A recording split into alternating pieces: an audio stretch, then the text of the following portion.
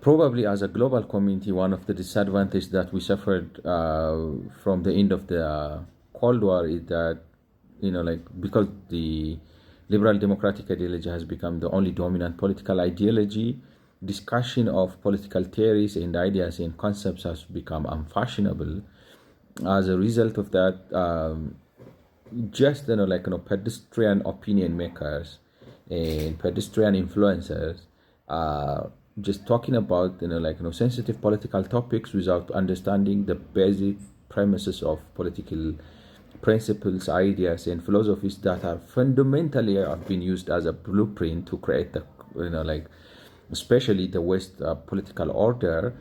uh, you find yourself confused, and not only confused, but you would have such a worry that if we continue like this thing would be the way people are doing their politics in such unprincipled, in such unscientific, in such unphilosophical manner, might ultimately end up creating this monstrous political situation whereby any of us will not be happy to have, because politics is it's philosophical, it's scientific, it has got its own principle, its own philosophies, its own science. You don't just randomly jump into it, even though we live in this democratic environment where your freedom of expression is entitled. But if the scientific sound voices and the rational voices are silenced because there is no market for them, I feel that our politics would be dominated by whims and by ignorant peoples, by just clowns who are making people all you have to do is dress right, look right, dance right, and move right, and you would be voted in. It becomes a circus instead of a politics, and as a result of that,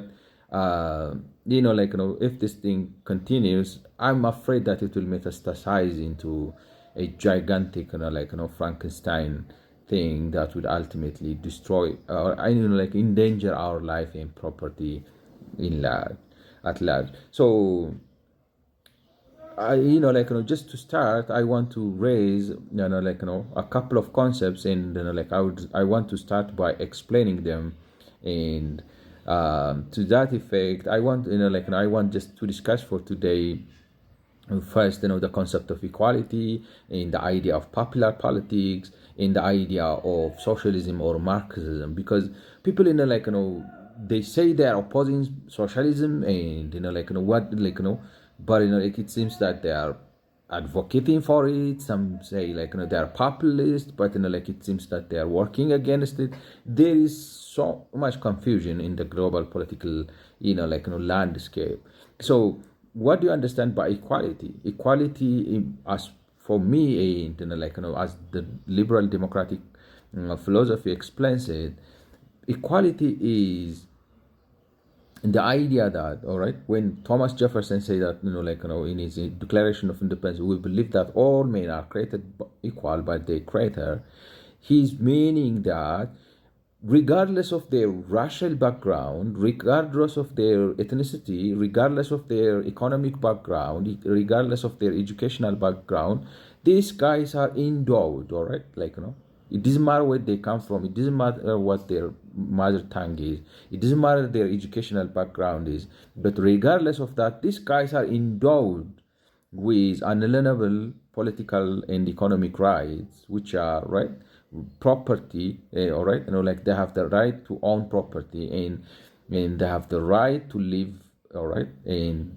they have the right to express, and they have the right to freedom. That's what it means. That's the concept of equality, and I think it's very banal and it's common, but when you listen to the different podcasts, the different opinions, the different geopolitical analysis, people seems to be completely out of touch with these basic facts. And the way some people understand also, the other thing that I want to raise is the concept of popular politics.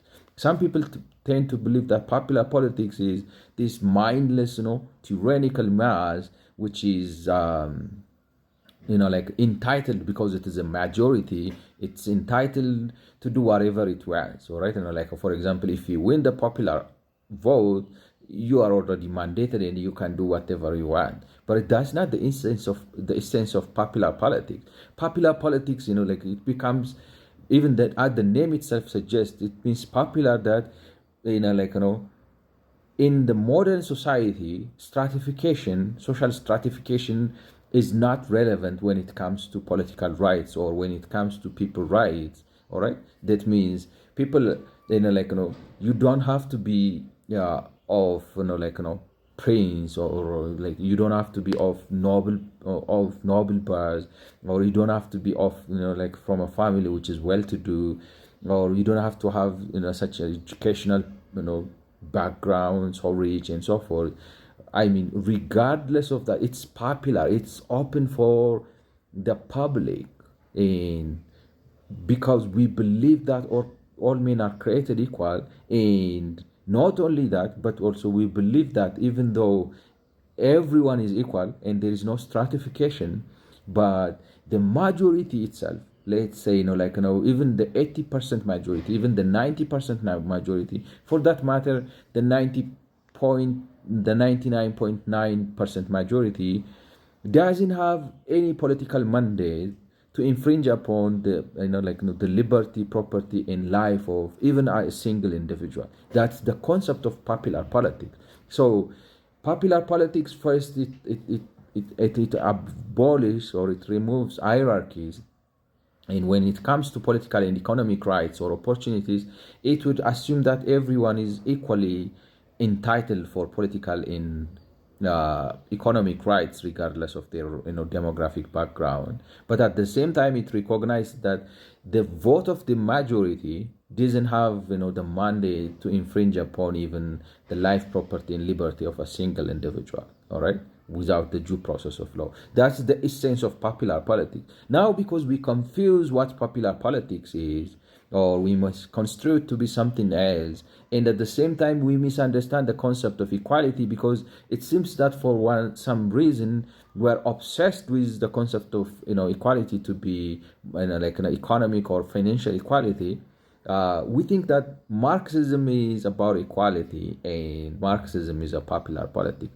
But Marxism is neither about popular politics, nor is it about equality. Because as we said, equality means recognizing the inalienable rights of individuals, regardless of their political position, regardless of their racial background, regardless of their economic status, and things of that nature. But Marx doesn't believe that any people have the right to own property. They are not entitled to it. It doesn't matter how they can, they might build a wealth without infringing upon the property, life, and freedom of other individuals. But it doesn't recognize that they have the right to own their property. So if you don't believe that people don't have the right to own property without any without any justification, and you have the power, the authority, the mandate to infringe upon their property right without the due process of law, I don't think that you believe essentially in the equality of men. Not only that, it doesn't believe that, for example, a Marxist politician doesn't agree with the fact that he should submit to the will of the masses. If that means, for example, in things other than rights and benefits, if there are questions that should be sorted out through democratic process, that means by voting, Marxism doesn't believe that it should submit to the will of the people. It doesn't believe that it should submit to the majority. Rather, it wants to impose its political ideology through violent revolution. So, therefore, Marxism or socialism is not a popular politics, nor is it a politics which believes in equality. And this is what I have for today. Thank you for listening.